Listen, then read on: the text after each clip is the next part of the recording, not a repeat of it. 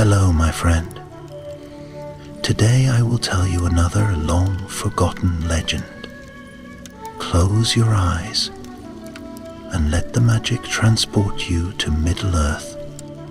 Our journey begins.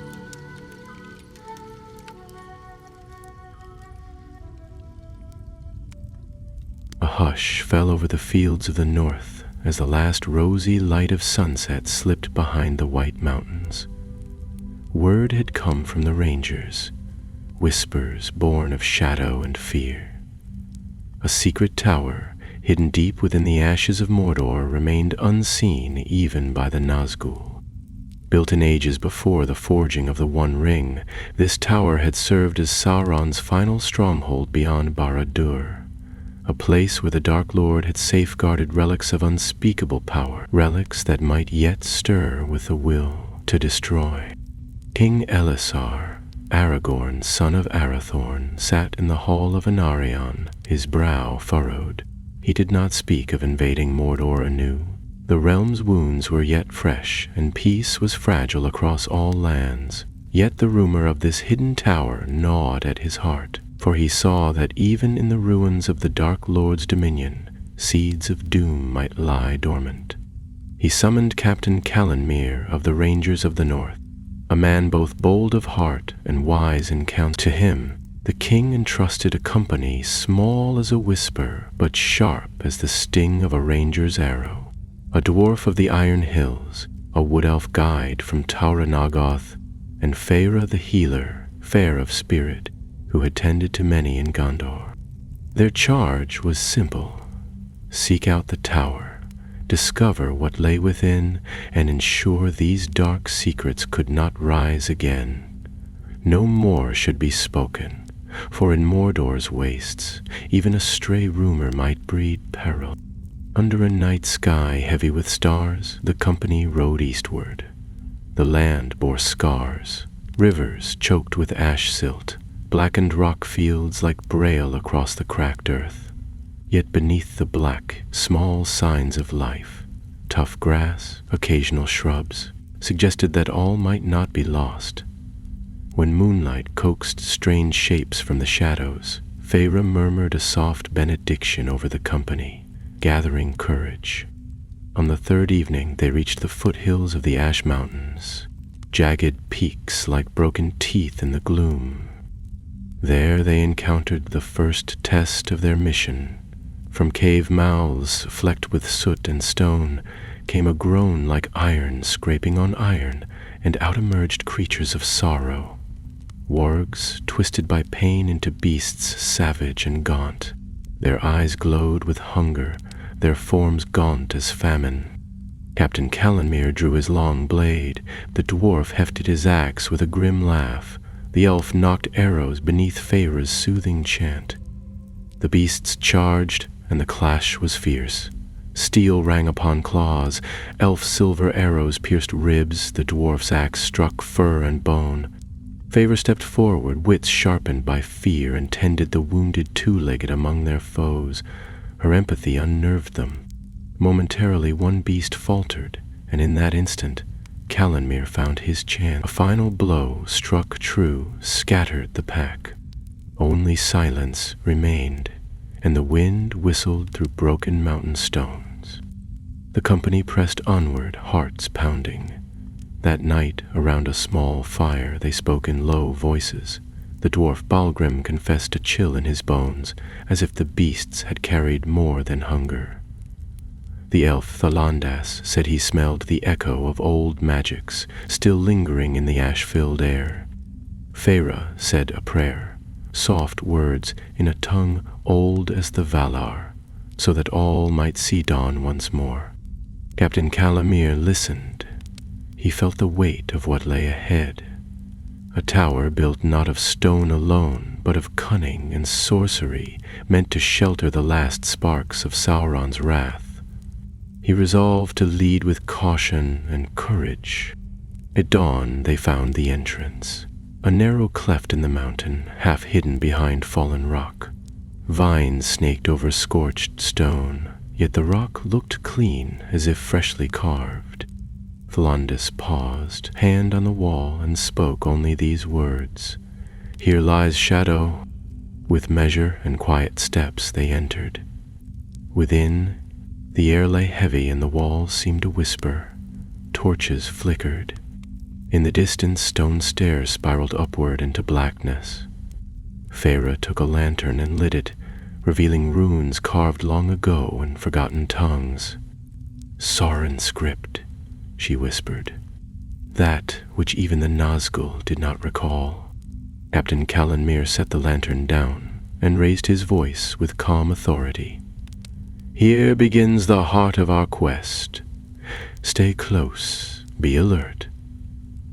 The dwarf grunted in agreement. The elf nodded, eyes firm. Feyre bowed her head. And so, within that hidden cleft, the company began the ascent into the unknown, and the winding path into darkness, where secrets older than the ring awaited their discovery. The passage within the cleft narrowed into a winding corridor, carved not by time but by deliberate hands. The walls were smooth, bearing faint traces of runes that shimmered under torchlight, with the dull sheen of old sorcery. A cold wind drifted through the stone like breath from the mountain itself, and every step forward felt like trespass. The company moved cautiously, their footsteps muffled by dust long undisturbed. Captain Callanmere led, his blade unsheathed, though he held it low. Behind him came Thlandis, his elven senses strained toward every sound, every shift of air. Balgrim followed, axe resting on his shoulder, muttering under his breath about stones that seemed to watch. Feyre walked last, lantern high, eyes scanning the walls with a quiet dread. She felt the weight of the place pressing in on her, not in body, but in spirit, as if something ancient still lingered, curled like smoke in the corners of the tower. They came at length to a chamber vast and round, the ceiling lost in darkness above. In its center stood a dais, cracked with age but untouched by decay. Upon it lay a circle of obsidian, black glass marbled with red veins. Runes circled its rim, and as Feyre approached, they glowed softly, pulsing like a heartbeat. She held the lantern higher and gasped. Within the obsidian, beneath its surface, something moved, slowly, deliberately. A shadow without form. Balgrim grunted. "I've seen forges burn through stone, but never have I seen glass hold something living." "It's not alive," Feyre said, her voice barely a whisper. "It remembers. This is memory, trapped in stone, a seeing stone perhaps, or a prison." Captain Callanmere frowned. He didn't like it. "We move on. Whatever that thing is, it's not our goal. We seek the tower's heart, and if this is a warning, then we are on the right path." Beyond the chamber lay stairs, curling around a central shaft that dropped into darkness. They ascended slowly, each turn revealing more of the tower's nature. Iron sconces hung along the walls, holding torches long dead. Carvings grew more elaborate, images of towers with no sky, of stars blackened by smoke, of a crowned figure standing upon the world with fire in his hands. The deeper they climbed, the colder it grew, until their breath misted and frost touched their boots. They came at last to a door. Unlike the others, this one was sealed not with wood or iron, but with stone shaped to fit a narrow archway. In its center sat a symbol, the Eye of Sauron, etched in silver, though tarnished with age. It glared at them, lidless and full of spite, though its power seemed faded. "This is no ordinary door," Malandas murmured, tracing the edges of the carving. It was bound shut, not locked. Something was hidden here, not to be kept safe, but to be kept away. "We cannot turn back now," Callanmere said. "Feyre, The healer stepped forward, brow furrowed. She knelt, fingers pressed to the stone. Then she sang. Her voice was low, tremulous at first, but grew clearer as she wove her spell. An old song from the houses of healing in Minas Tirith, one meant to cleanse wounds and uncover corruption. The air shimmered around her as she sang, and the stone door began to crack. Not with violence, but like old ice beneath the sun. When the last note faded, the door shuttered and slid aside. Beyond lay a chamber unlike any they had seen. It was circular, with a floor of polished obsidian and a ceiling domed like the inside of a black pearl. Runes glowed along the walls, not with menace, but with the flicker of restrained power. And in the center stood a pedestal of black iron shaped like a claw, and within its grasp hovered a crystal no larger than a man's fist, pulsing red like a dying coal. The company stepped forward as one, drawn not by curiosity, but by something deeper. The crystal was not only beautiful, it was alive. It whispered, though none could hear the words clearly. Calanmir felt a pressure behind his eyes, like a thought trying to force its way into his mind. Feyre reached out, then recoiled with a cry. "It burns," she gasped, "but not with fire, with will." "This is it," Thalonda said grimly. "A shard of him, Sauron's will, a piece of his hatred, of his desire to rule. This is what he left behind?" Balgrim spat.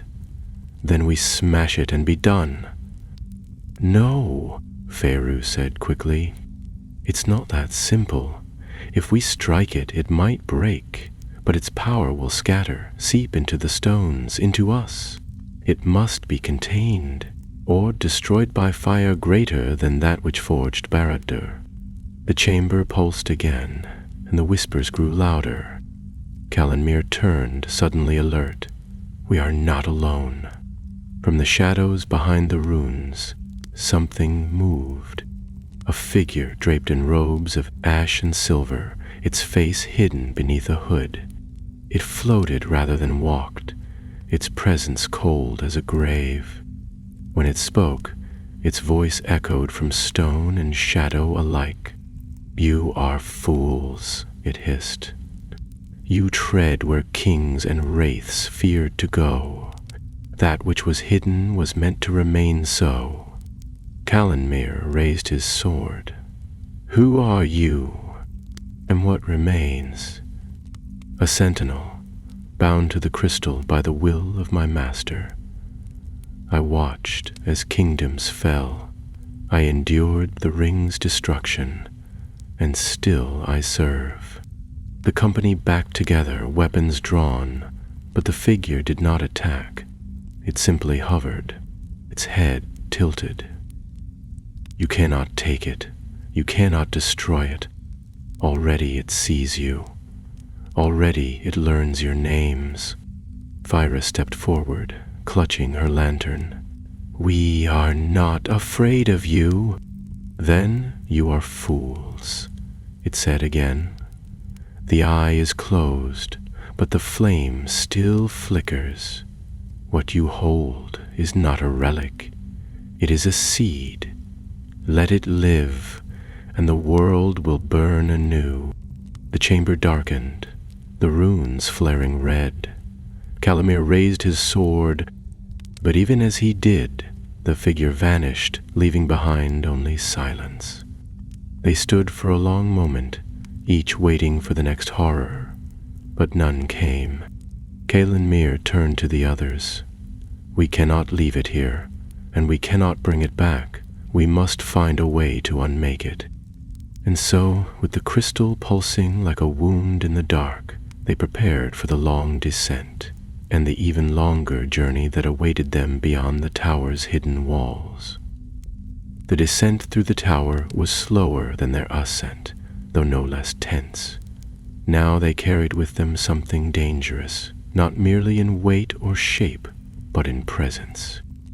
The crystal pulsed dimly from within a pouch at Feyre's side, wrapped in silk and bound with silver thread. Though none touched it directly, all felt its influence.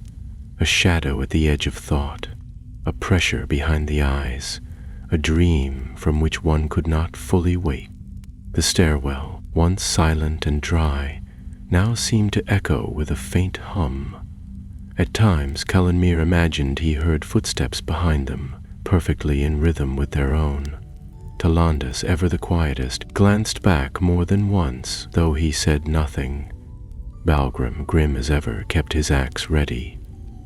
Feyre walked without a word, lips moving in silent prayer, the lantern swinging gently from her hand.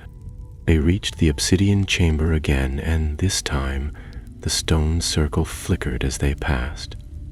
The shadow within stirred, its shape vague and curling, as though it too had awakened. The pulsing of the crystal grew stronger. Feyre quickened her pace. Outside the tower, the air had changed.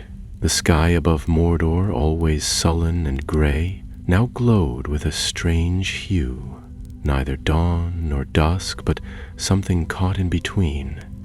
The ash mountains loomed around them like prison bars, but now the path down seemed unfamiliar.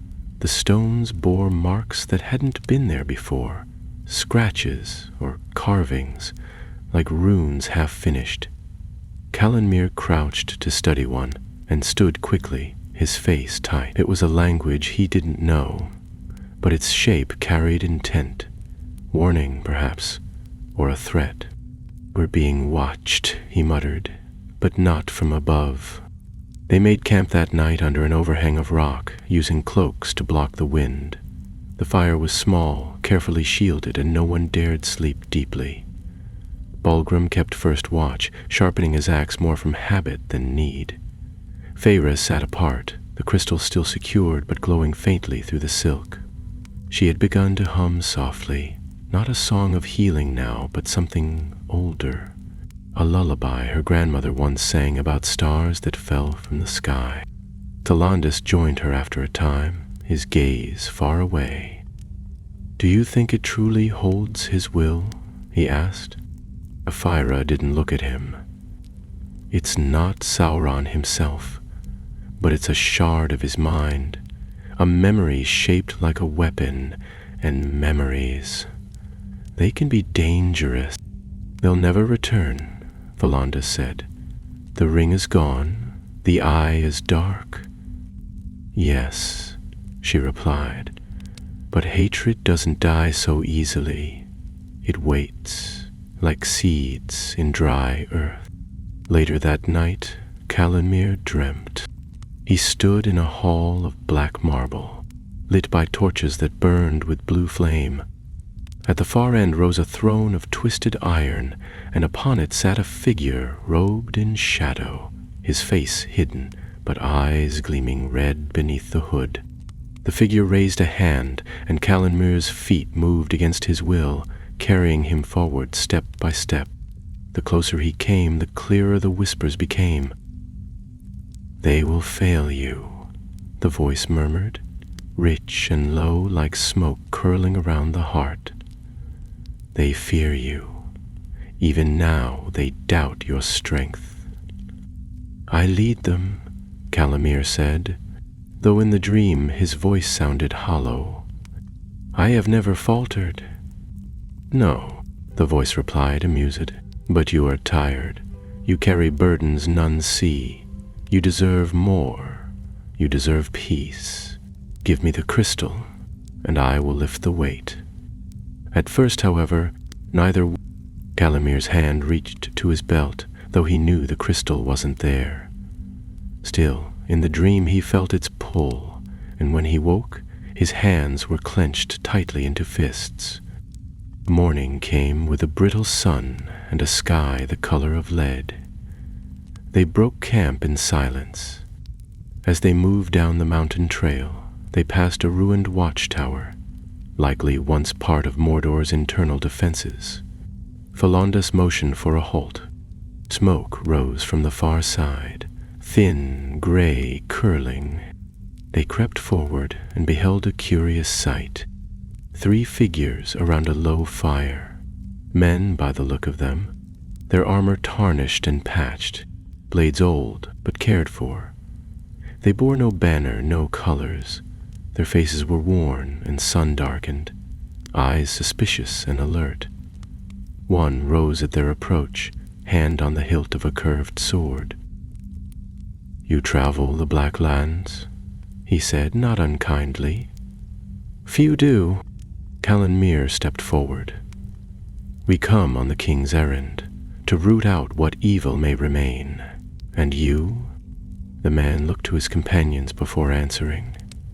"We are sons of the East. Once we served a lord who ruled by fear. Now we serve no one. We hunt what lingers." Fyra tilted her head. "You fight the remnants of Sauron?" The man nodded slowly. "There are still those who worship him in secret. They flee into the dark places, into towers, like the one above." Something in his voice sharpened. Calanmir met his gaze. "You knew of it." "Aye," the man admitted, "but even the Nazgûl feared that place. It is cursed." "We found something," Balgrim said bluntly. "Something worth fearing." The man studied them in silence, then gestured. "Come, share our fire. The mountain watches all who pass. Better not to stand alone."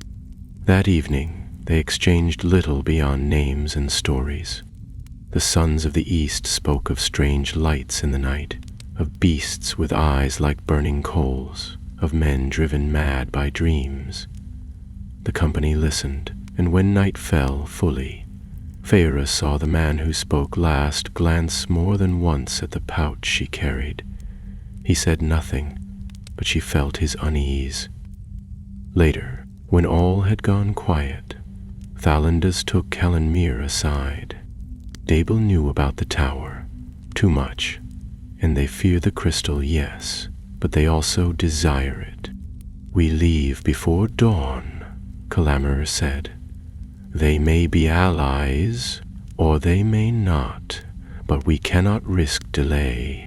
They slept uneasily, and when the morning came, the sons of the East were gone. So too was a length of rope from Balgrim's pack, and the scent of ash lingered longer than it should have. With the crystal still hidden and danger close behind, the company descended the last ridge into a valley shadowed by cliffs. Their path led north toward Ithilien, but the road ahead twisted through haunted lands, and somewhere in the distance a low rhythmic sound began to rise. A drum beat. Faint, but steady, and growing louder, and marked swiftly and with quiet purpose, the broken path winding like an old scar through the jagged folds of the Black Land. The valley they now entered had no name upon the maps of Gondor, for none had dared settle here even in the days before Sauron's fall. It was a gash between cliffs of crumbling stone, a place where trees dared not grow, and even the wind spoke only in whispers. The drumbeat, faint though it was, continued to echo through the air. Its rhythm was steady, neither quick nor slow, but hollow, as though struck upon something vast and empty. Calanmir led the way, keeping close to the cliff face where the shadows were thickest. His cloak, worn and stained from ash and blood, billowed faintly with each stride. Beside him walked Thalandas, eyes darting between every crag and outcrop, his bow in hand and an arrow nocked, though not yet drawn. Fyra kept to the center, her steps cautious, the crystal wrapped in cloth and tucked beneath her tunic where none might see. She said little, but her face was pale, and her fingers never left the silver charm she wore around her neck. Balgrim brought up the rear, axe resting across one shoulder, muttering in Khazjil as he scanned the path behind them. By midday, the trail narrowed between two leaning cliffs, and there they came upon a strange sight. Bones, hundreds of them, strewn across the stone like leaves after a storm. Some were old and bleached, others fresher, and not all belonged to beasts. Swords lay half buried beneath ribs, and shattered helms were tangled in strands of rotted cloth. Valandas crouched and turned one over. The skull beneath bore the mark of an Easterling warrior, the sigil of a red serpent carved into the brow. "This was not a battle," he said quietly. "There are no signs of retreat, no direction of attack. They died where they stood." Cailan Mir knelt beside him, examining the ground. "And yet there are no arrows, no blades fallen from enemies, only theirs." "Then what killed them?" Feyre asked, glancing nervously around. Balgrim spat into the dust. "Fear, perhaps, or something worse, something they never saw coming." They moved on quickly, feet crunching over old armor and brittle bone, and did not speak again until they had left the dead behind. As the cliffs widened and the sun sank lower in the sky, they came at last to a rise in the land, a steep incline of shale and scree. From its crest they would be able to glimpse the edges of Ithilien far in the distance, greenlands where hope had taken root again. But as they climbed, the drumbeat rose louder, more insistent now, as though they neared the heart of whatever force stirred beneath the land. At the summit they halted, catching their breath, and there, upon the farthest side of the slope, they saw it, a fortress half buried in the earth. It rose like the ribs of some ancient beast, its towers jagged and leaning, built not from stone, but blackened iron and bone. Smoke drifted from vents in the ground around it, and the land nearby was scorched and warped, as though fire had once erupted from the very soil. The gate was shattered, but the walls still stood, and from within its husk came the sound of the drums, louder now and unmistakably real. "That was not here before," Cailan Mir said, his voice grim. Feyre nodded slowly. "Or it was buried, hidden, like the tower." "It's not part of Sauron's known strongholds," Valandas added. "This was something kept apart, even from the eye." Balgrim grunted.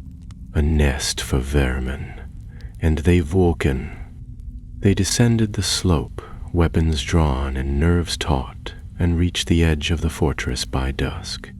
The air was heavy with heat, and beneath their feet the ground trembled faintly, as though something shifted deep below. At the broken gate they paused. Carvings along the walls showed scenes of conquest, shadowy kings kneeling before a faceless figure, cities swallowed by flame, and dark ships sailing seas of black fire. Inside, the fortress was hollow and dark, its interior open to the red sky above. They stepped cautiously through an antechamber, where rusted chains hung from the walls and piles of ash lay in the corners. Deeper still, the halls branched into tunnels, some carved, others seemingly torn through the rock. They chose the leftmost passage, drawn toward the drums, which now boomed like a heartbeat all around them.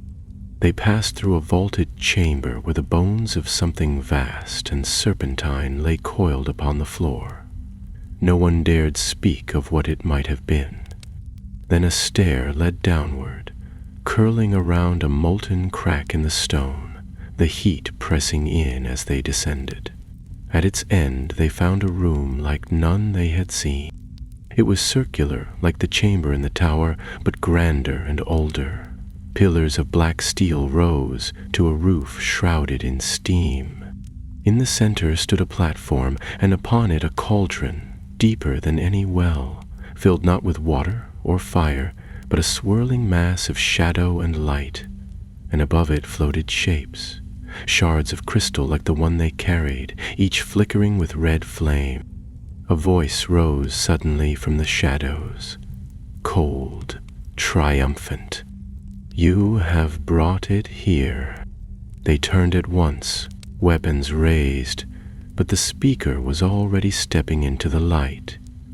A man, or something like one, tall and pale, his robes embroidered with silver thread in strange crawling patterns. His eyes were black as pitch, his smile thin. "I am Morlan," he said, "last of the Nine's true pupils. I served not the ring-wraiths, but their master directly. And you," he said, nodding to Feyre, "have carried his legacy like a cradle carries fire." "You're mad," Caladmir said. "This place is finished. Your master is gone." Morlane tilted his head. "Gone, no. The flesh may burn, but will does not die. It waits. You brought us what we needed. That shard is the last. With it the flame rekindles." Feyre stepped back, clutching the pouch. Ogrim moved to shield her, axe in hand. Volandas drew an arrow, aimed at Morlan's heart, but the man only smiled. "You cannot kill what has already passed into shadow." Then the drums stopped and everything went still.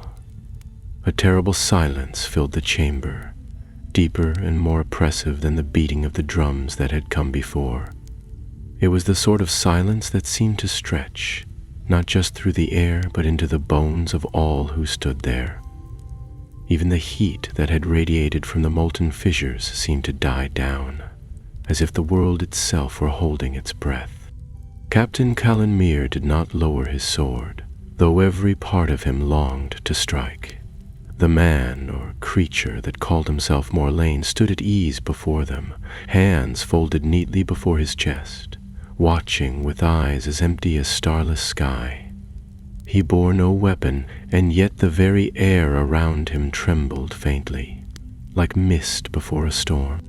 "You have no claim to this," Calamir said, voice steady despite the unnatural stillness. "The Dark Lord is fallen. His power is broken." Morlane's smile did not fade, though it never quite reached his eyes. "His body, yes. His empire, yes. But power, true power, does not die when its house falls. It escapes. It waits for a vessel." He turned his gaze to Feyre then, and she felt it like a blade drawn across her thoughts. Her fingers tightened around the pouch at her side, but even through the layers of cloth and leather, the crystal had begun to glow again. The pulsing was faster now, more urgent, as if it heard its kin above the cauldron and longed to be reunited. "You feel it," Morlan said, stepping forward slowly. "It calls not only to me, but to you. You've carried it, touched it, even now it's shaping you, whispering in the quiet hours." Feyre took a step back, and Balgrim moved between them at once, his voice a low growl. "Speak one more word, and I'll carve your name into the floor with your spine." But Morlan didn't so much as flinch. "You will find that threats mean little to those who have seen what I have. I walked in the flame of Gorthor's wrath. I listened at the feet of the mouth. I know what lies beneath the ruin. You think you've come to destroy what remains. You've come to feed it." Volandas shifted slightly, still keeping his bow trained on the figure, but his voice was calm. "What do you want with the crystal?" Morlan finally turned away from them, moving toward the great cauldron at the center of the room. His steps were soundless, like someone walking through a dream. "They were fragments," he said, lifting a hand. The shards above the cauldron began to hum, their red lights swirling slowly in a great spiral, remnants of the Lord's will, scattered before the ring was even forged. Sauron, even in the years of his greatest strength, prepared for the day he might fall. Each crystal holds a sliver of his thought. One guards, one remembers, one burns. The one you carry, that one was special. It commands. Feyre's heart raced. She hadn't told anyone what she had heard on the road the night before, when the others slept and the crystal warmed in her hands. A voice, deep and distant, like something calling from the bottom of a well, words that had not come from her own mind. Give me the name. Let me speak through you. Let me ride. She had said nothing, not even when Calanmir stirred in his sleep beside the fire, murmuring in the old tongue of the kings of Arnor, a language he had not spoken in waking for years. Calanmir gestured sharply now, and the company fanned out, surrounding the cauldron. Then it ends here. Whatever you've built, whatever you believe, this is the last place your master's shadow will ever touch. Merlane did not seem alarmed. You speak bravely, but you do not understand. The flame is not what it was. It does not need armies. It does not need a ring. It needs only a mind to shape, a voice to speak, a heart to corrupt. He turned back to Feyre, and his smile twisted. It needs you. The crystal within her pouch flared bright, so suddenly and fiercely that she cried out, stumbling backward. A wave of heat burst from it, knocking Balin to his knees and driving Tholondas a pace away. Calanmir rushed to her side, grabbing her shoulders, but she was trembling violently. Her eyes were wide, and her lips moved, though she made no sound. Feyre, he called. Feyre, fight it. Her fingers dug into his sleeves. I can hear them, she whispered, eyes fixed on something far beyond the chamber walls. They're all there. His voice. The others. Screaming, whispering, laughing. It's all inside. Tholondas stepped forward, urgency in his voice. We must destroy it, now, before it roots any deeper. But Valgrim looked toward the cauldron, where the shards still floated. We can't destroy it here, not while the others remain. If we strike it now, the pieces will call to one another. They'll fuse. They'll finish what he started. Morlane lifted both arms now, robes swirling with the heat rising from the floor. His voice deepened, echoing as if from all corners of the fortress. Yes, let it come. Let the fire be reborn. The lords of the West thought they had ended it, but they only bought you time. Time runs thin. With a roar, Calanmir drew his sword and charged the dais, striking at the cauldron with all his might. The blow rang out like a bell, the steel biting into iron, and for a moment the swirling crystals faltered in their pattern. Light exploded from the cauldron, blinding and white, and Morlane screamed, not in fear, but in ecstasy. Feyre collapsed to the ground as the pouch tore open and the crystal burst free, spinning through the air toward its kin. Tholondas loosed an arrow, but it passed through the spinning mass harmlessly. The crystal slowed, hovered, and then stopped, suspended among the others. For a breathless moment, nothing happened. Then the shards began to merge. One by one they drifted together, glowing brighter, burning hotter, until they fused into a single jagged crystal, large enough to fill a man's hand. It hovered above the cauldron, pulsing with an inner fire that danced in red and gold and deepest black. The fortress trembled. The ground cracked. And from the newly formed crystal, a voice rose, slow, terrible, and utterly clear. You dare return. It was Sauron. Not in body, not yet, but in voice and will, a memory given shape, a thought sharpened into a blade. He had no face, no hand, no ring, but his presence filled the chamber like smoke, thick and choking. Morlang fell to his knees, sobbing with joy. "We must leave," Tholanda shouted over the rising howl of wind. "Now, before it completes the binding." But Feyre stood, slowly, swaying like a tree in a storm. Her eyes were closed, her lips moving in a whisper none could hear. Caelimir reached for her, but she stepped back, raising a hand. "I know what to do," she said softly. "What?" he demanded. "Tell me." "I saw it, in the crystal. Where it must go, what must be done. The binding isn't finished yet. There's still time." The chamber groaned around them, the walls beginning to crack. Feyre turned to Calanir, eyes filled with tears. "You must get out." "I'll stay." "No," he said at once.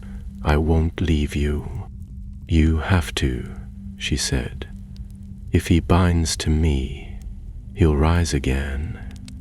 But if I take him, if I carry him into the rift..."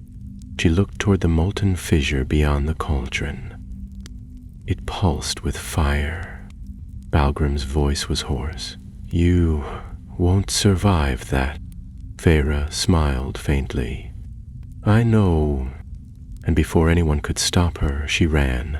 She ran with the wind howling in her ears and heat surging up from the stones beneath her feet, her eyes fixed on the rift that burned like a wound in the heart of the fortress. Behind her, shouts rose.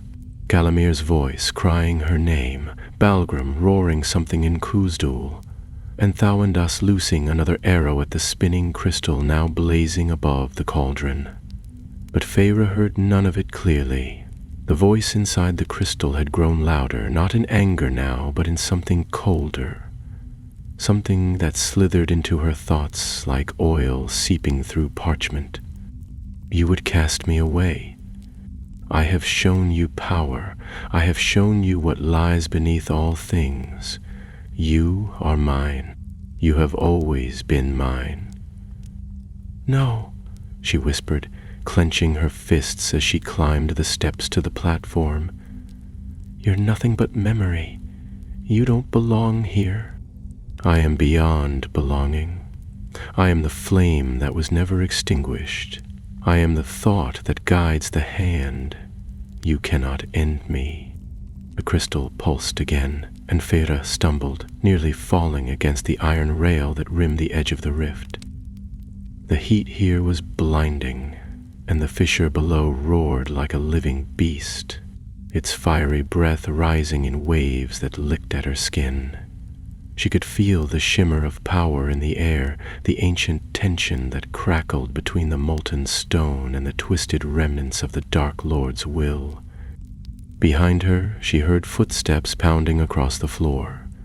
She turned to see Calanmir racing toward her, his sword gone, his face pale with fury and fear. "Feyre, stop! There has to be another way." "There isn't," she called back.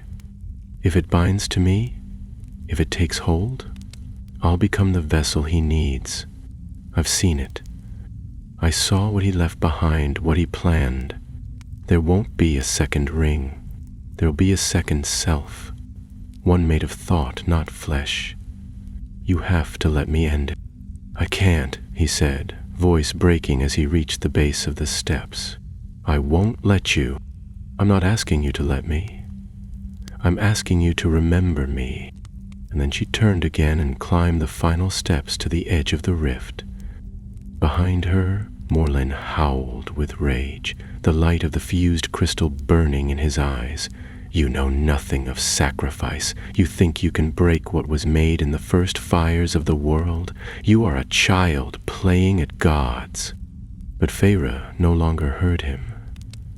She drew the last of her strength into her limbs, felt the warmth of her pendant against her skin, and with a cry that rang through the crumbling fortress, she leapt forward and caught the crystal in her hands. Pain flared at once, not like fire or blade, but something deeper, a rending of her very self. Her thoughts blurred, her memories tore loose, and images not her own surged through her. Thrones of smoke, rivers of flame, voices chanting in tongues that scorched the air.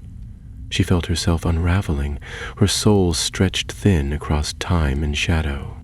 "Yes," the voice breathed. "You are mine now." "No," she said again, more a breath than a word, and she flung the crystal into the heart of the rift. There was a sound like stone breaking, like 1,000 bells ringing at once, like thunder crashing within a tomb. Light burst from the fissure in a geyser of fire and shadow, curling skyward and striking the roof of the fortress with a force that shook the mountain. The iron pillars shivered and snapped, and the platform where Feyre stood vanished in a torrent of heat and flame. Calanmir was thrown back across the chamber, and Balgrim caught him before he hit the wall. Tholondas, crouching behind the collapsed column, shielded his eyes as the fire surged past him, the light too bright to bear. And then, as suddenly as it had come, the flame was gone. Only silence remained. The crystal was no more. The cauldron had shattered. Its black metal warped and melted. The fused shards were gone, no trace, no ash, not even a spark. Where the rift had roared, only a smoldering crack remained, and the heat had faded. There was no sign of Feyre. For a long time, no one moved. Then Calanmir rose slowly, brushing off Balgrim's steady hand, and stepped forward. His boots crunched across debris and soot. He knelt at the edge of the broken platform, searching for anything, her pendant, a shred of cloth, a trace of warmth. But there was nothing, just scorched stone and silence. "She's gone," he said, his voice hollow. Balgrim bowed his head, his great hands tightening around the haft of his axe. "She saved more than us." The Lons came forward, his face grim but calm. "She knew what she was doing. There's no higher courage than that." The three of them stood there for a time, in the ruins of a fortress built for rebirth, now left lifeless by the will of one healer who had walked into the fire. And though the world above them still burned at the edges of day, there was something different in the wind now, something still and clean. Later, when they made their way out of the fortress, the path behind them collapsed. The tremors had weakened the walls, and the mountains, too long held still by fear and darkness, began to shift again. Rocks tumbled, dust filled the sky. By the time they reached the surface, the entrance was buried entirely. Nothing remained to mark the place but a ridge of broken stone and the faint fading smell of ash. They rested for a single night in the shadow of the cliffs before beginning the journey north. No one spoke much. Balgrim walked a little behind, his axe wrapped in cloth, while Tholondas took the lead with eyes always watching the ridgelines. Calanmir remained quiet, his thoughts turned inward. He carried Feyre's empty pouch on his belt, a single white thread still clinging to the seam. When they crossed into Ithilien at last, green fields welcomed them, and birds sang from the trees. They passed old ruins now grown over with moss and vines, and once they saw a deer drinking from a clear stream, unafraid of their presence. It felt like a different world, one untouched by the shadow they had left behind. At Minas Tirith, they were welcomed with solemn honors. King Elisar himself heard their tale, and bowed his head when Calanmir spoke Feyre's name. In the houses of healing where she had once walked, Her name was added to the book of the lost, not for those who had died, but for those whose sacrifice had saved many and would be remembered forever. But there was more yet to tell. For one night, as Calimere stood upon the walls and watched the stars rise over the plains, he felt something stir in his thoughts. Not a voice, not a word, but a warmth, a presence, a memory that was not quite memory, and for a moment, just a breath, he believed that perhaps the fire had not claimed her entirely, that perhaps somewhere in the heart of the world, Feyre still watched, as the darkness she had banished faded at last into the past. In the days that followed their return to Minas Tirith, the city stood both in mourning and in celebration. Word of the expedition into the dark places of Mordor spread quickly, and while many did not fully understand the danger that had been averted, all knew the name of the healer who had not returned. Feyre's tale passed from the halls of the White Tower to the markets of the Second Circle, and songs began to take shape. Some too grand, some clumsy with grief, but all sang of the same thing. A light that had walked into shadow and did not come back. Alan Mere spent his days in silence and his nights walking the battlements. He answered the king's summons when called, gave his report with the solemnity expected of a ranger captain, but afterwards said little to anyone.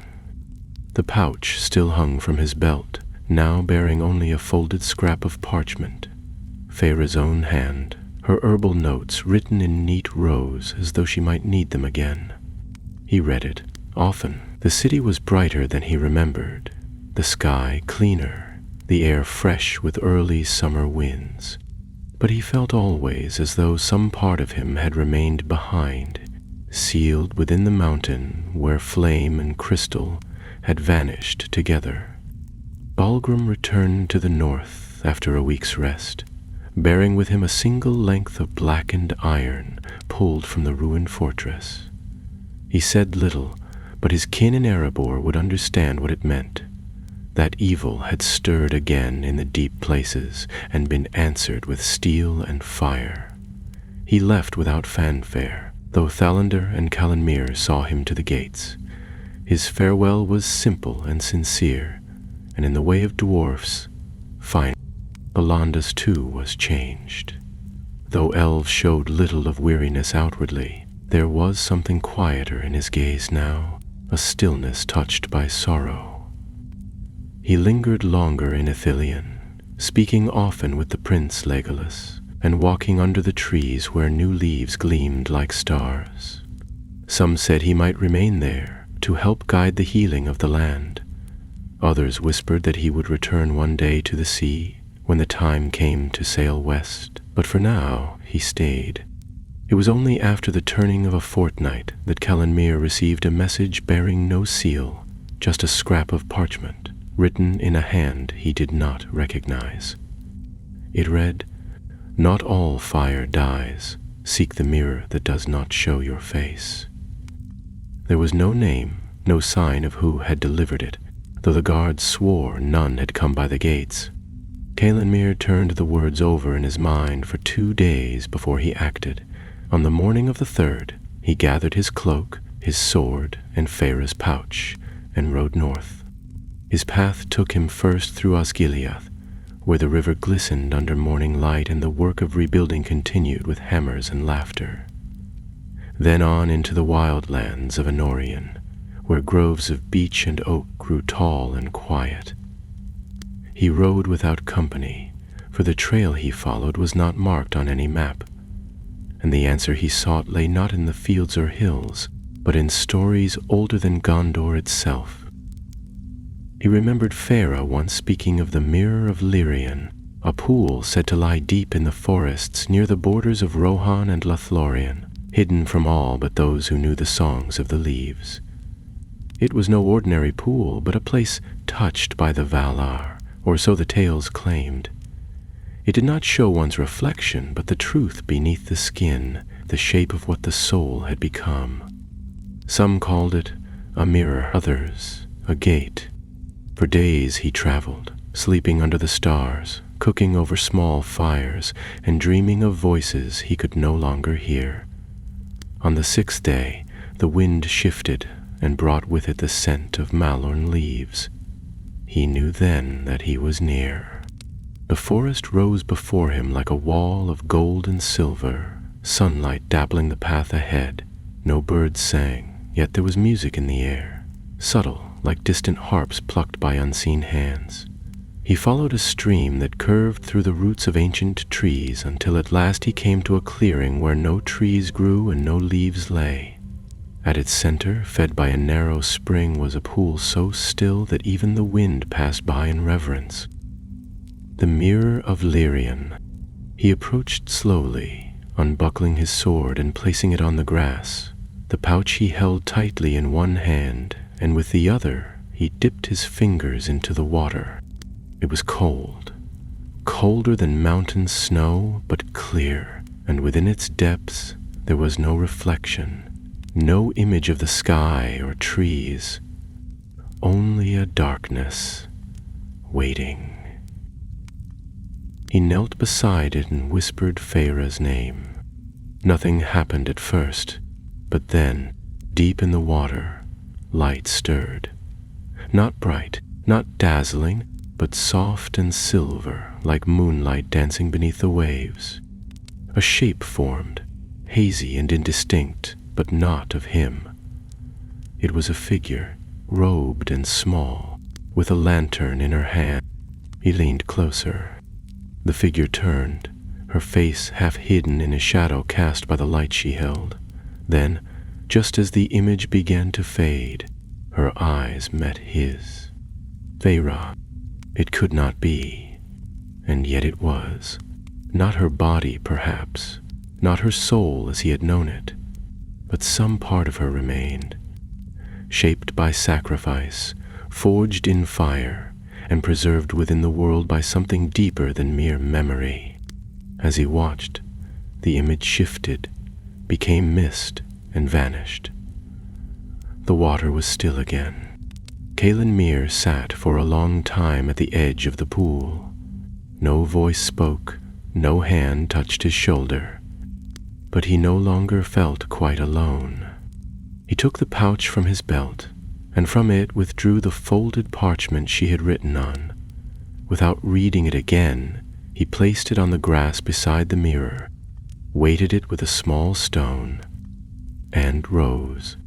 When he walked away from the clearing, the wind passed through the leaves like a sigh, and behind him the parchment lifted once before settling again. The light filtering through the trees seemed warmer. Cailan Mir returned to Minas Tirith 2 weeks later, quieter but steadier. He resumed his duties, spoke little of what he had seen, and never again visited the places of healing. Yet his gaze was no longer haunted. In time, he became one of the king's most trusted captains, not for the battles he had fought, but for the burden he had borne. And though Feyre's name faded from the songs of common folk, it was etched into stone beneath the white tree, where the true deeds of the age were recorded, not for glory, but for remembrance. Not all who vanish are lost. Not all fire dies, and sometimes even in the deepest dark, a light remains. The months passed with a quiet steadiness in the southern lands. Summer ripened in Gondor, and the orchards of Lasarnach hung heavy with fruit, while the fields of Pelennor shimmered gold beneath the sun. Yet beyond the white city's high walls, across the Anduin and beyond the Ephel Duath, Mordor lay still, unchanged and untouched. Few ventured into the Black Land now, and fewer still returned with any tidings worth hearing. Yet something stirred there in silence, something not wholly vanquished. Cailan Mir had resumed his command among the rangers of the north, and often rode to distant outposts under starlight, seeking not battles but signs. He never spoke of the fortress buried in the Ash Mountains, or the mirror pool in the woods of Lirion. But sometimes, when alone by the fire, He would draw Feyre's empty pouch from his pack and sit in silence, staring at the worn threads. And when he closed his eyes, he sometimes heard her voice, not as memory, but like the echo of a song carried on the wind. One morning in early autumn, a rider from Ithilien came bearing a sealed message marked with the emblem of Prince Legolas's house. Calanmir opened it beneath the shade of the white tree and read the words with growing unease.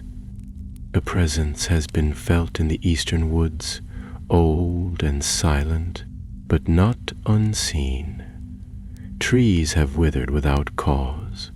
The stars flicker at dusk. The animals flee, but there are no hunters. Come swiftly if you will. This shadow walks without a name. That same night, Calanmir rode east. He reached Ithilien in 3 days, and was met by Thelon Das beneath the eaves of a twilight wood, where the trees bent slightly inward, as though listening. The elf was grave of face, and bore a bow strung with silver thread. "There is no danger yet," Talandis said softly as they walked together beneath the trees. "But the forest is troubled. It dreams of fire, though none has burned here. The air is thick with old breath, like something that does not belong." They made camp with the other wardens at the edge of the glade. Elves moved silently between the trees, and Calanmir noticed their unease, the way even their songs were muted. That night he slept lightly, and before dawn he woke to find Thalandas gone. He followed a narrow path that led deeper into the wood, one the elf had once shown him years before, and soon came upon his friend, standing by a ring of stones beside a small pool, its surface covered with thin film. The water was still, but the trees around it creaked gently, though there was no wind. "She was here," Thalandas said without turning. "Or something that once knew her." Calanmir stepped closer, eyes narrowing. "You mean Feyre?" The elf nodded. "I felt it. The same presence I sensed in the tower, in the ruins, but it's changed, as if it has been remade." Calanmir knelt and brushed a hand through the grass. The ground was warm, unnaturally so, and the smell of smoke lingered faintly in the air. Yet no trees had burned, no ash lay among the roots. "There is a fire still burning," Thalanis murmured, "not one of destruction, a fire of memory, of watchfulness." For a long while they said nothing more. Then Calanmir stood and gazed eastward toward the borders of the wood. "If something of her remains," he said, "then perhaps she is still guarding us from what might yet come." That night, he sat alone by the stream and watched the stars shift across the sky. He had not expected peace when he had returned from Mordor, but neither had he expected this haunting sense of something left undone. Feyre had ended the crystal, broken Sauron's last weapon, but the darkness had not been fully erased. It lingered, not in strength but in silence, waiting.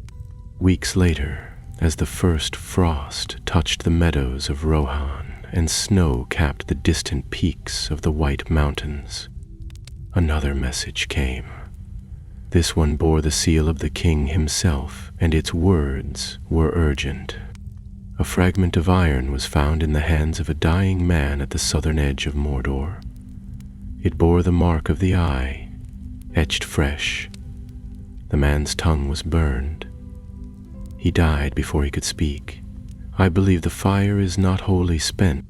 Calanmir left at once, riding south along the Anduin and then east into the waste. The land was still broken, the scars of Sauron's fall etched deep into the stone, but life had begun to return. Thorny vines, hardy grass, even the occasional hawk overhead. Yet as he entered the region near the Sea of Nurinen, all signs of life vanished again. The air grew still, and he saw no birds. He found the camp of the soldiers who had discovered the man. They were hardened men of Gondor, weary but disciplined, and they had buried the body beneath a cairn of stones. The iron fragment had been sent to Minas Tirith, but Calanmir questioned the captain who had held it. It was warm, the man said, not heated, not burned, just warm, like something that remembered fire. At night, Calanmir walked alone among the dunes of black sand. He listened, waited, and once, just once, he heard something far off. A voice, faint and distant, singing. Not dark, not dreadful, but sad. He followed it, though it vanished almost as quickly as it came. At the crest of a rise he stopped. The moon shone pale over the sea of Nirnan, its surface still and vast. But something flickered there, on the horizon, too far to see clearly, yet unmistakably real. A light, pale and red, like a coal that had not gone cold. He stood there for a long time, the wind cold against his face. He did not know if it was her or merely the memory of what had been lost, but he knew without doubt that the world was not yet finished with its secrets. The war had ended, but the echo of it remained. And sometimes, in the corners of night, it sang. As autumn waned and winter crept along the shoulders of the white mountains, the world seemed to slow. Snow fell gently upon the upper peaks of Ethelduath, and the winds that once screamed across the plains of Gorgoroth grew quiet, like wolves no longer stirred by hunger. In the halls of Minas Tirith, fires burned low and steady, casting their flickering glow across stone floors and polished silver. But for Captain Calanmir, rest remained a thing beyond reach. He had returned from the Sea of Nirnan with more questions than he'd left with, and though the king spoke to him at length and offered both counsel and comfort, there were no answers that settled the unease in his chest. The red light he had glimpsed across the water still burned in his mind, an ember of doubt, glowing with the suggestion of something unfinished. Though Sauron's body had perished, and the ring had been unmade, Calanmir could not forget what Morlun had said in the depths of the hidden tower, that power did not die, but waited.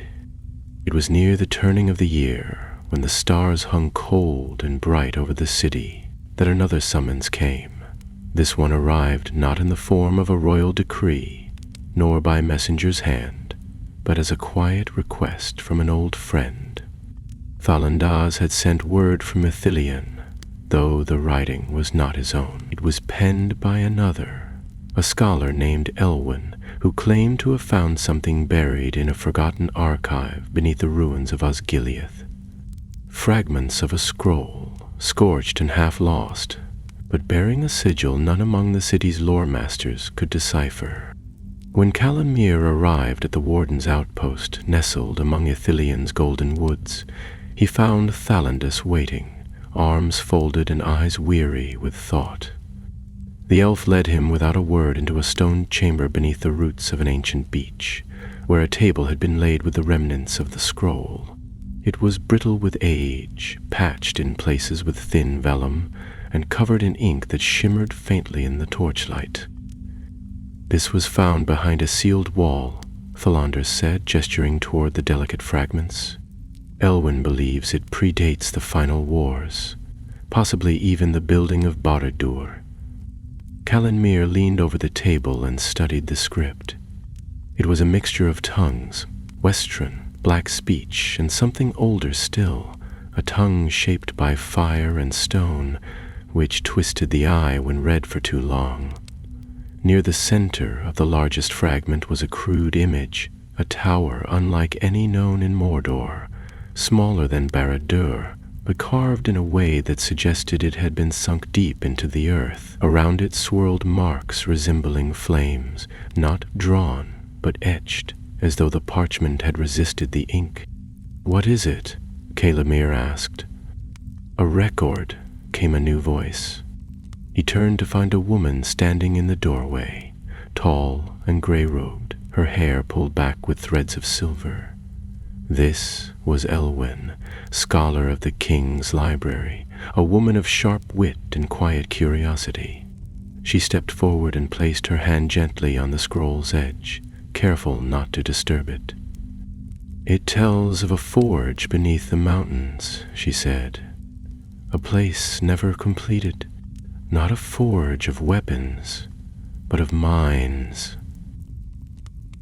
I stood there. Calamir frowned. "Of minds?" She nodded, eyes narrowing. "Sauron, it is written, wished not only to control the flesh of men and orcs, but their thoughts, their very wills." The rings were only the beginning. Deep within the Ash Mountains, he ordered the construction of a chamber where the essence of his power could be shaped, not into metal or stone, but into something intangible. A seed, as Morlin called it. Thalanda stepped beside her, arms folded. "The tower we found was part of that plan. The crystal, the cauldron, all of it tied to this. But the forge was never completed. The war came too soon." Elwyn pointed to a line near the edge of the scroll. "But some believe it was finished in secret, buried, hidden even from the Nazgûl. A failsafe, a last cradle of his will." Calamir studied the runes for a long time, then looked up. "Where?" "We believe it lies beneath Udun," she replied, "west of the Morannon. A network of caves sealed long ago by falling rock. If it survived, then it must be destroyed," Calanor finished. Preparations were made swiftly. Elwyn agreed to join them, despite Thalandis's objections, arguing that no one understood the scroll better. They were joined by a small band of wardens from Ithilien, quiet and skilled, sworn to secrecy. The king was told only that the mission was one of vigilance, a precaution against old dangers, and he did not press for more. Perhaps he already knew. The journey to the northern edge of Mordor took 9 days. They passed through Caer Andros in silence, skirted the Black Gate, and entered the wastes beneath a sky stained gray with ash. The lands here bore the scars of ancient battle. Pikes and shattered helms littered the ground, and watchtowers loomed like skeletons over the empty plain. Yet nothing moved. No wind, no birds, only the slow crunch of boots on brittle stone. They reached the mouth of the cave system at dusk on the 10th day. It yawned beneath a broken cliff, partially collapsed but still passable. The walls were black with soot, and the air inside smelled faintly of metal and damp. They lit torches and stepped into the dark. The tunnels ran deep and twisted, as though carved by fire rather than tools. At times they passed chambers filled with rusted tools, broken chains, and carvings so worn by time they could not be read. Elwyn paused often, taking notes by lamplight, whispering to herself as she compared the walls to the scroll's markings. After 2 days of descent, they came to a sealed door. It was not a door in the traditional sense, but a wall of smooth obsidian, shaped perfectly to block the path. No seam, no handle, only a mark at its center, an eye, closed. Elwyn approached it slowly, hand raised. "This is it." Thalandis stepped forward. "If we open this, we must be ready." Calamir nodded. "Then we open it," and as Elwyn pressed her palm against the obsidian, the eye began to glow, dimly at first, then brighter, until the black stone shimmered with light from within. The eye opened. and the wall dissolved into mist. Beyond it, the forge waited. The mist dissolved with a sound like breath exhaled from ancient lungs, and the light from their torches flickered uneasily as the passage beyond was revealed. A deep, hollow chamber stretched into shadow, wider and taller than the rest of the tunnel, its ceiling lost in darkness. The walls were made not of rough stone, but of fused black glass, veined with red and gold, like the cooled skin of volcanic rock. Here and there, runes shimmered, pulsing faintly as though stirred by their presence, and the air was thick with a heat that did not touch the skin, but filled the chest and burned behind the eyes. They stepped forward in silence. Calimir led, sword drawn, though it gave him little comfort. Athaldandas followed close behind, his bow unstrung now but kept within reach, and Elwyn trailed after them, one hand gripping a satchel of scrolls, the other tracing faint patterns in the air with her fingers. The wardens moved in pairs behind them, boots soft on the smooth floor, their eyes darting to every shadow. The forge was unlike any place Calimir had seen. It did not smell of smoke or coal. There was no sound of hammer on anvil, no hiss of molten metal cooling in water. Instead, the chamber hummed with a low vibration that seemed to come from beneath their feet, as though the mountain itself remembered its purpose. In the center of the chamber, raised upon a platform carved with sigils of fire and will, stood a black altar flanked by two broken pillars. The altar was shaped like a basin, though no water or flame lay within it. Only darkness, smooth and still, reflecting nothing. Elwyn approached first, her voice low with awe. This is it, the Mira Aule, the forge of thought. It was not built to shape steel, but to shape intent, to give form to will. This is where Sauron's last creation was meant to be made. Calimir frowned. Another ring? No, she said. Something older, more dangerous in its simplicity. A vessel not for domination, but for survival. A fragment of himself, not bound to gold or stone, but to memory. An echo that could last long after fire and sword fail. Gallandus moved to the altar's edge and peered down. Do you feel that? He asked, voice hushed. It's like it's watching. I feel it, Calimir replied. The same presence we found in the tower. It's here too, quiet, waiting. The wardens spread out through the chamber, examining the walls and pillars, noting the strange devices built into the corners. Metal arms, gears, and strange wheels that had long since rusted into place. One of them, a young man named Halros, found a sigil engraved into the far wall that matched one Elwyn had traced in her scrolls. As he touched it, something clicked. At once, the basin in the center of the altar flared to life, not with fire, but with a pale blue light, flickering like water disturbed by an unseen wind. Shapes moved within it, half-formed faces, burning cities, twisted symbols that rose and fell like embers. The air shifted and the torches dimmed. A voice filled the chamber. It was not loud, but it pressed against the mind like a weight. You came too late. Elwyn stepped back, eyes wide. It's a memory echo, like a message left behind. But it's more than that. It's aware. The voice spoke again, calm and cold.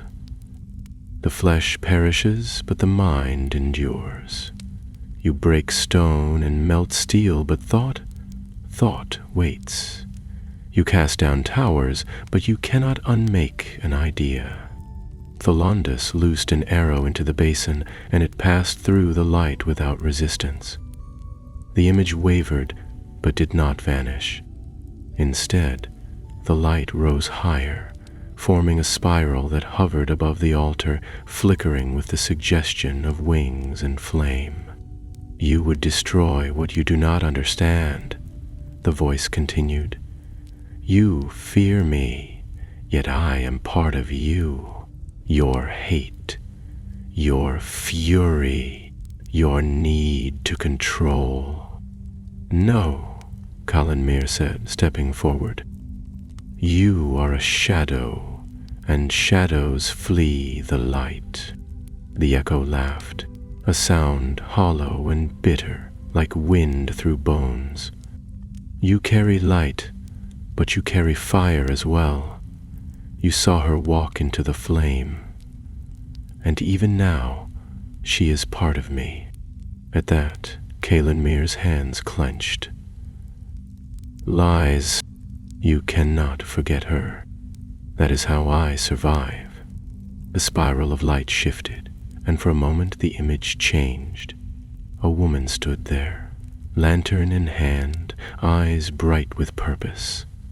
Feyre. But her form was blurred as though seen through smoke, and when she raised her hand, the shadows curled around her like a cloak. Elwyn gasped. It's using her image, twisting it. Don't believe what you see. But Kalanmir stepped forward, fury flaring behind his eyes. You mock the one who ended you, but you're not her.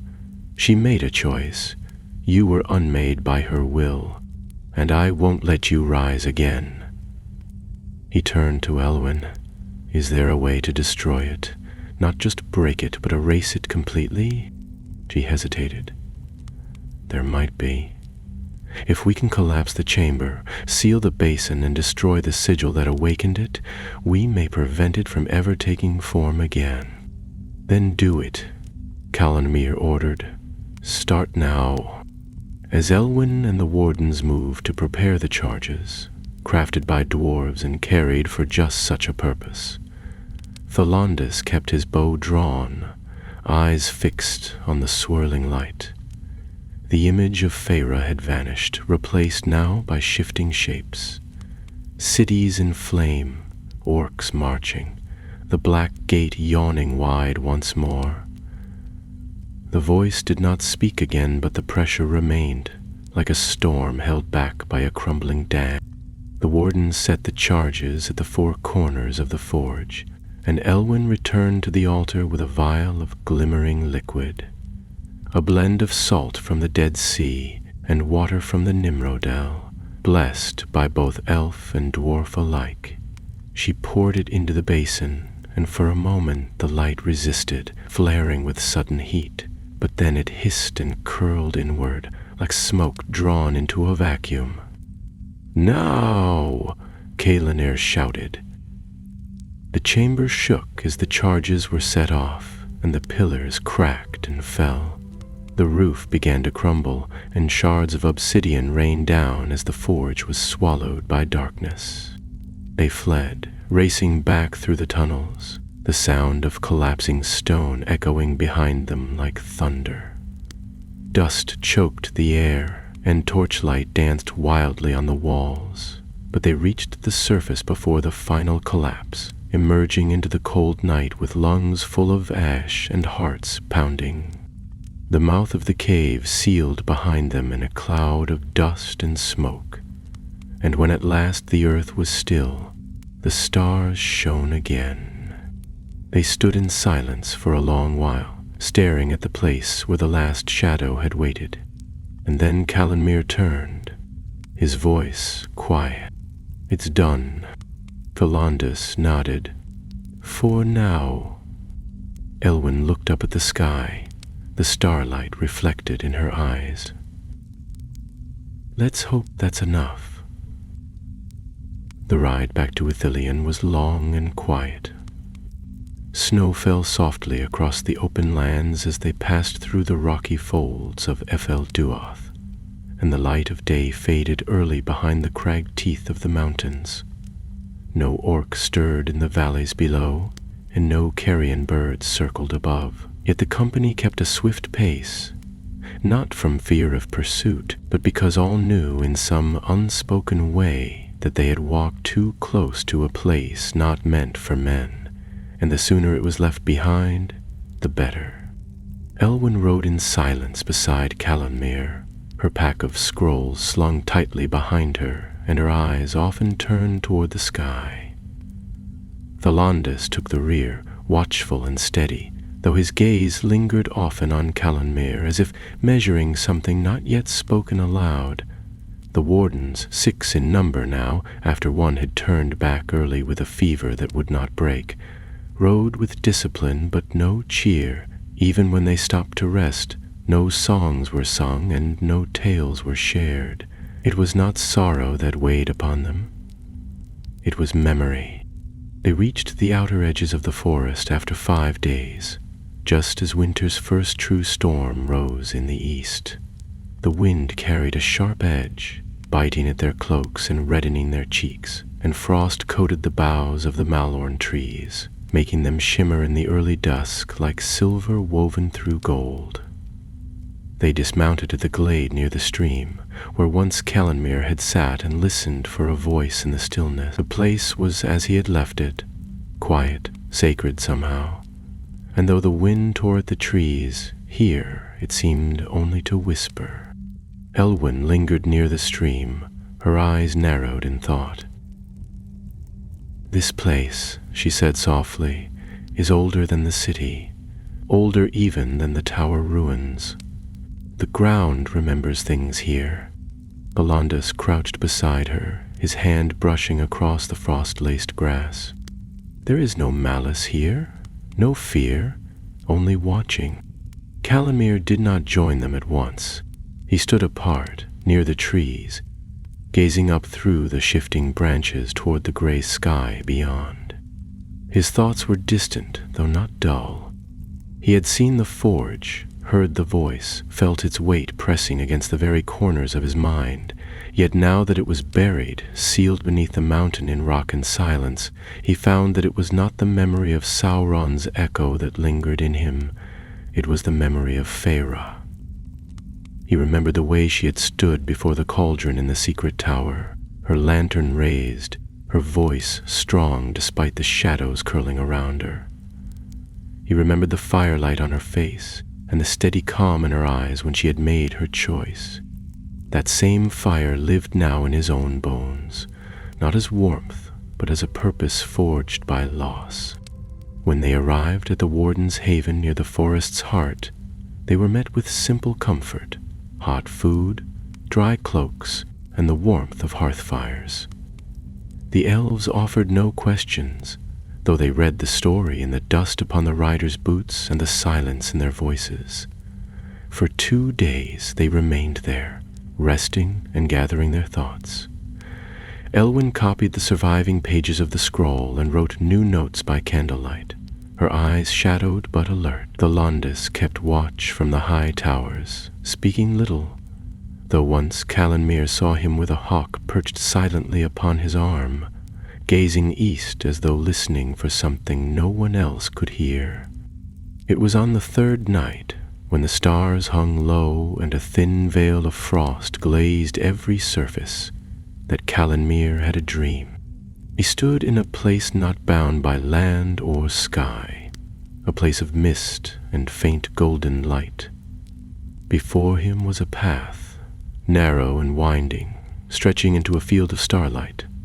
A figure waited at the path's end, lantern in hand, her hair stirring in a wind he could not feel. "Feyre?" She said nothing, but her smile was calm and her gaze steady. She raised the lantern once, and the light within it flared, not harsh or blinding, but warm, the way sunlight filters through leaves at the edge of morning. Then she turned, walking deeper into the light, and was gone. When he awoke, he found that the frost had melted on his window pane, though the fire had long since gone out.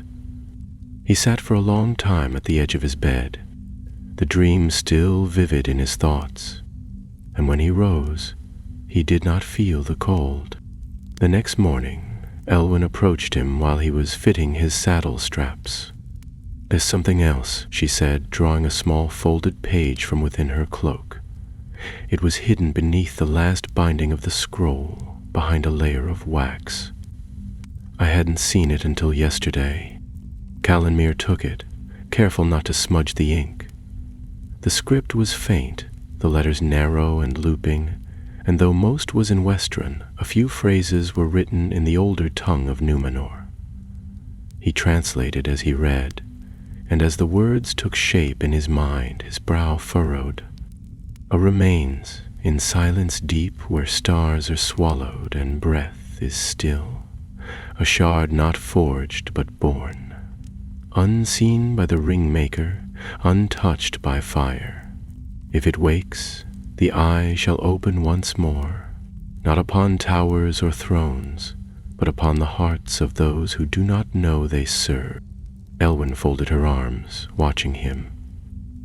We stopped the forge, we shattered the last of the known shards, but this was not among them. It was never found, never used, a dormant seed, Calanmere murmured, uncorrupted, waiting. He folded the parchment slowly and slid it into the inner pocket of his cloak. His eyes met hers. We must find it. There's no telling where it could be, she said. If it wasn't crafted or awakened, it may not leave a trace. It may be hidden in a place no map knows. Calanmere tightened the straps on his saddle and adjusted the belt at his hip. Then we begin with what we do know. If it was meant to be hidden, it would be placed where none would look, not in the ruins of Mordor or the towers of the east, but somewhere quiet, forgotten. Philandus joined them as they prepared to ride, his bow slung over his shoulder, eyes bright with purpose. Then we searched not for shadow, but for silence. The wind rose around them as they set off once more, carrying with it the chill of winter and the scent of deep places. The forest closed behind them, golden and still, and before them stretched the path to the north, where the world was wide and the stories yet unfinished. And though none could say where the final shard waited, they rode not in fear but in hope. For if fire could be answered with light, then perhaps the last flame would never need to burn at all. The journey that followed was unlike any they had undertaken before, for it was not marked by battles or fierce foes, but by silence, an emptiness in the land that seemed to grow heavier with every step.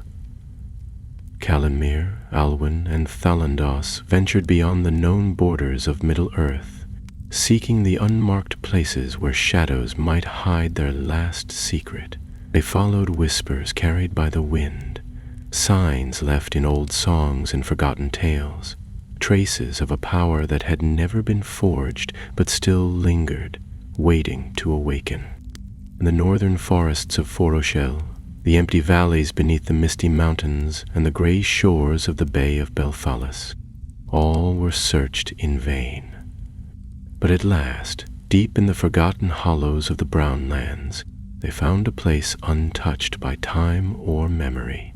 Here the earth lay scarred but silent, and the sky was thick with mist that dulled the light of the sun. The trees grew sparse, and the stones were cracked and covered with strange runes that pulsed faintly beneath the moss. In a hollow carved by ancient rivers long since dried, they found it, a shard unlike any other, small and dark as polished obsidian, but glowing faintly from within with a light that was neither flame nor shadow. It lay half buried beneath the earth, nestled in roots twisted like the hands of giants. Calanmere approached with caution, his heart pounding as if the world itself held its breath. Elwyn knelt beside him, murmuring words of ancient power, while Thalandus stood guard, bow ready and eyes sharp as a hawk's. The shard pulsed with a life that was not living, a will that was not bound by flesh or thought, but something deeper and colder. It was a seed of shadow that had never been sown, but could yet grow, Elwyn reached out, her fingers trembling, and lifted the shard from its resting place. The air grew still, and the mists thickened, swirling around them like a silent storm. "We have found the last piece," she whispered. "The secret no one dared speak." Caelan Mir took the shard, feeling its chill seep into his bones. He knew what must be done. The darkness could not be allowed to take root again. The world had suffered enough. Together, they journeyed to the heart of the Brown Lands, to a place where the earth split open and fire still whispered beneath the surface. A chasm deep and wide, filled with molten rock and ancient heat. It was here, in the shadow of the dying mountain, that the shard would be unmade. As the three stood at the edge of the chasm, the wind carried the memory of battle and loss, of courage and sacrifice. Calanmir lifted the shard high, the faint glow casting ghostly shadows across their faces. With a cry that was part prayer and part defiance, he cast the shard into the fiery depths below. For a moment, the world seemed to hold its breath. Then, with a roar like the breaking of the earth itself, the shard shattered, its light swallowed by the flames. The mists lifted, the winds calmed, and a silence fell, pure and deep. Elwyn closed her eyes and let out a long breath. Thalandus lowered his bow, his face serene. Caelan Mir felt a weight lift from his shoulders, a burden he had carried for longer than he realized finally gone. They turned away from the chasm, the first light of dawn painting the sky with colors of gold and rose. The world was waking anew. Their journey was over, but its story would live on, in songs, in whispers, and in the hearts of those who remembered. For even in the darkest times, when shadows threatened to consume all, there remained a light born of sacrifice, hope, and the courage to face the unknown. And that light, once kindled, could never be extinguished.